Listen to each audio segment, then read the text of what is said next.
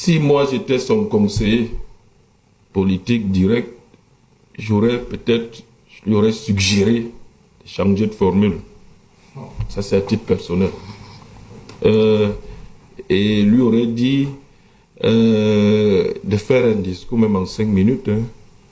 Je suis conscient de vos problèmes. Je sais que je me bats depuis longtemps pour ça. Je comprends aussi que le cap que je fixe n'est pas toujours concrétisé sur le terrain.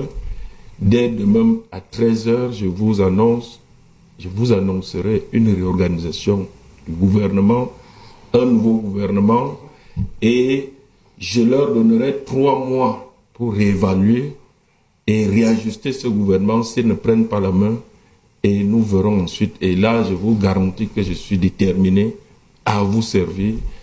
Et je pense que même ces évêques n'auraient pas beaucoup parlé le lendemain. Et c'est ça le politique, le discours politique. Action urgente. Parmi ces actions, le remaniement. Il y a une demande, pas seulement remaniement, réorganisation. J'ai dit réorganisation parce que, comme je l'ai dit à l'entame de cette émission, notre organisation gouvernementale ne permet pas les réformes. Ça, moi, j'en suis arrivé à cette conclusion. Nous avons un État à 100% administratif. Ce n'est pas possible de faire des réformes avec un État essentiellement administratif. Il faut bien que la politique, les demandes des populations qui sont politiques et sociales aient un traitement politique.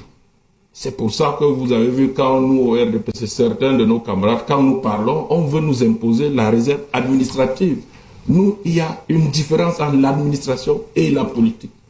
Nous sommes en démocratie, nous sommes une république. Le débat, la délibération, surtout en cette veille d'élection présidentielle, si on ne pose pas tous les problèmes sur la table à l'occasion de l'élection présidentielle, on va le faire comme. Et même en permanence. Donc, et je vous dis, je suis allé au Sénégal, au Bénin, en Côte d'Ivoire, là où le taux de croissance atteint les 2%, les 2 chiffres aujourd'hui, depuis plus de 30 ans, si les réformes. Parce que on a le sentiment que c'est la Banque mondiale, le FMI qui doit nous imposer la réforme ici. C'est-à-dire tout est bloqué pour refuser les réformes. Et c'est pour ça que le taux de croissance n'est que de 4%. Le Cameroun a un potentiel, et je suis d'accord avec Célestin, le Cameroun a un potentiel de croissance qui est énorme. Énorme.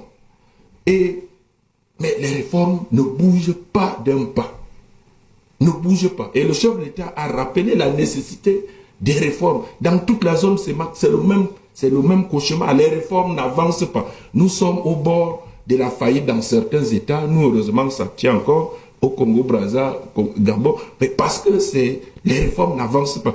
Et si vous prenez le cabinet d'un ministre ivoirien, le cabinet d'un ministre sénégalais, le cabinet d'un ministre béninois, il est à l'image d'un cabinet ministériel de France, des États-Unis ou du Japon.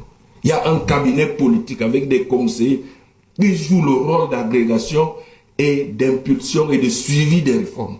Chaque ministre a une mission politique.